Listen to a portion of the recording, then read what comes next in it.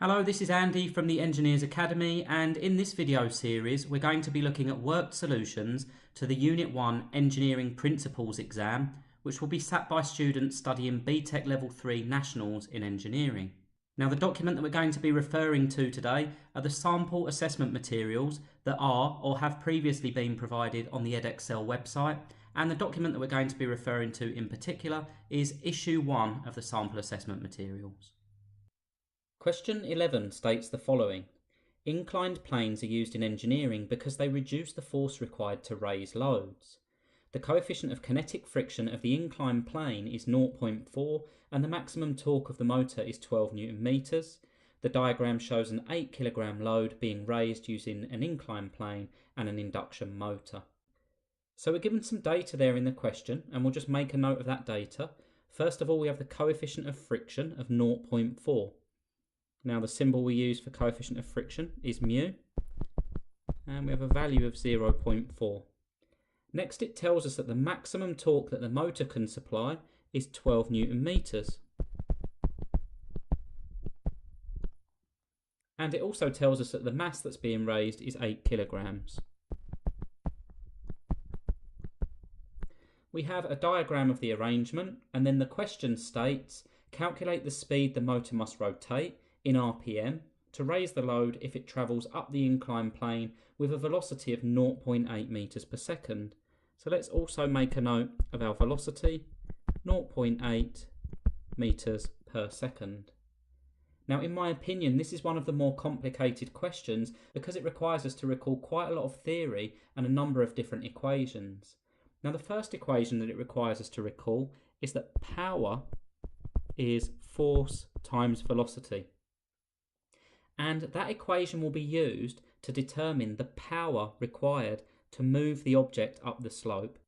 So essentially what we're going to have is we're going to have a force in the cable, or a tensile force, and the object's going to move with a velocity v. That force times the velocity will give us the power required to move the object up the slope at the given velocity. Now, you may not be familiar with this equation, but an equation you should be familiar with is that work is force times distance, and we also know that power is work done per unit time, or work done per second. So all we've done to get from one equation to the other is replace the distance with the velocity. So power equals force times velocity. Now, there is another equation that we're going to need to recall, and this equation states that P equals 2 pi nt over 60. Now, what this equation tells us is the power provided by a rotating shaft. So here we have the torque, and here we have the rotational speed. So we're going to use this equation to determine the rotational speed of the motor in order to produce the power required to raise the load up the slope. Now, it is important to note that if we use that equation, P equals 2 pi nt over 60, that will return the rotational speed in RPM, which is what the question specifies for the rotational speed requirement. So now let's move on to the mass itself, and I'm going to redraw this on the slope.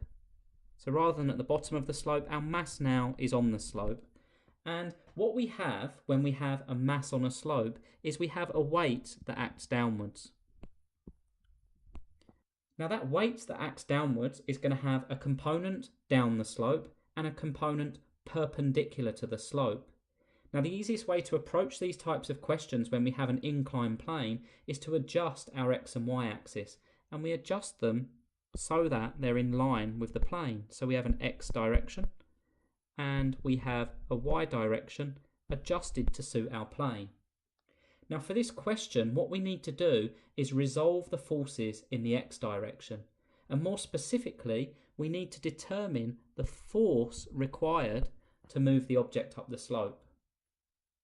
So in the working area, I'm going to re-sketch our object, and I'm going to redraw our object on the slope. So we have our object, and our object is sitting on a slope like so. Now, we've already said that that object is going to have a weight that acts downwards, And that weight is going to have two components. It's going to have a component that acts down the slope, like so, and it's going to have a component that's perpendicular to the slope, like so. Now I'm going to label each of these. I'm going to call the first one Wx, or the x component, and I'm going to call the second one Wy, or the y component of the weight. Now hopefully you can already see that if we want to move the object up the slope, we're going to need to overcome that weight Wx, or the x component of the weight, because it's resisting movement. But that isn't the only force that we're going to need to overcome. The other force that we're going to need to overcome is the friction force acting down the slope. So we're going to have a second force acting down the slope, which I'm going to call F subscript R, or the resistive force. So the applied force, F, needs to overcome F subscript R, but it also needs to overcome W subscript X. So it needs to overcome the component of the weight acting down the slope, and it also needs to overcome friction.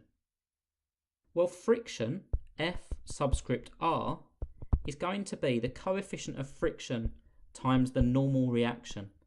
Now, normal reactions act perpendicular to a slope. So what we have here, let's add it to our diagram, we have a normal reaction perpendicular to the slope, like so. But because the forces balance in the y direction, our normal reaction is going to be equal to W subscript y. They're going to be equal. So let's just make a note over here. NR equals W subscript y. So for this question, we need to find a couple of things, first of all. We need to find W subscript x, and we need to find W subscript y. I've sketched a triangle there. The internal angle of that triangle, hopefully you can see this from inspection, is going to be 30 degrees because it's the same as the angle of the slope. And our weight, W, is going to be the mass of our object times gravity. Well, the mass of our object is 8 kilograms. Gravity is 9.81 meters per second squared, meaning the weight of our object equals 78.48 newtons. Okay, now let's calculate Wx and Wy using trigonometry. We know from trigonometry that adjacent equals hypotenuse cos theta, and we know that opposite equals hypotenuse sine theta. We've already applied this in an earlier question. Now, in the case of our triangle, let's label this, we have the longest side. The longest side of a triangle always represents the hypotenuse. So we have the hypotenuse, in this case, the value of the weight. We have the opposite, which is opposite the angle, in this case, W subscript x, and the remaining side is our adjacent W subscript y. So let's calculate W subscript y first of all, because W subscript y is the adjacent on our triangle, or hypotenuse cos theta. We know that our hypotenuse is the longest side, 78.48, and we know that our angle is 30 degrees, giving us an adjacent, or W subscript y, of 67.97 newtons. And that's accurate to 2 decimal places. Next, we're going to calculate W subscript x using the same method. This time, we're trying to find the opposite. Opposite is hypotenuse sine theta. So we've got 78.48. Sine of our angle of 30 degrees, giving us W subscript x equal to 39.24 newtons. So we have the component of our weight acting down the slope, which needs to be overcome.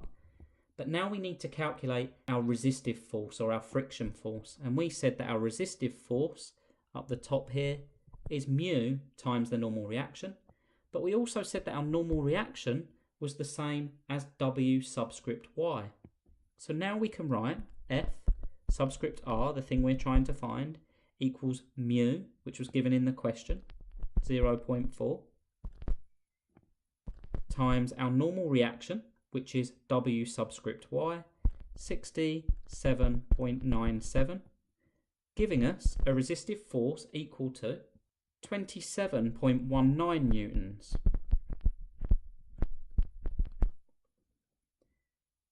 Now we have those two components which act down the slope. We just need to add them together to find the force required to move the object up the slope.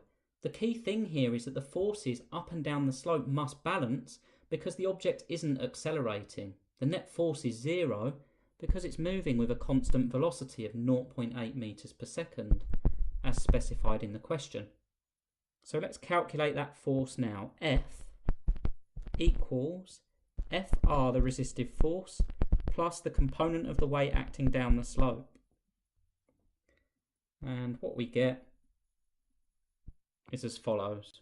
F equals F subscript R, 27.19, plus W subscript X, 39.24, which equals a force of 66.43 newtons. So we've found the force requirement acting up the slope. But if you recall, we said we need to determine the power required to move the object up the slope so that we could calculate the rotational speed of the motor in order to move the object. So let's do that now. Let's calculate our power, which is the force times the velocity. Now the velocity was given in the question as 0.8 meters per second. So what we can write now is that power is force times velocity, or 66.43 times 0.8, giving us a power requirement of 53.14. Now we need to set that equal to something, and we need to set it equal to 2 pi nt over 60. So I'm just going to rewrite that equation slightly, and the way I'm going to rewrite it is by moving the 60 onto the left hand side, and the way that I do that is by timesing each side by 60. So let's rewrite our equation of the form 60p equals 2 pi Tn. And the reason I've written that as Tn rather than Nt, recall that we're trying to rearrange this to make n the subject, is because now you should be able to see that all I need to do is divide each side by 2 pi t. So let's just create a little bit more space, and we're going to write the following. N, the thing we're trying to find, equals 60p over 2 pi t. And now it's just a case of plugging in our numbers. We've got 60p, well, we said p was 53.14, divided by 2 pi, which is a constant, and t was given in the question as 12.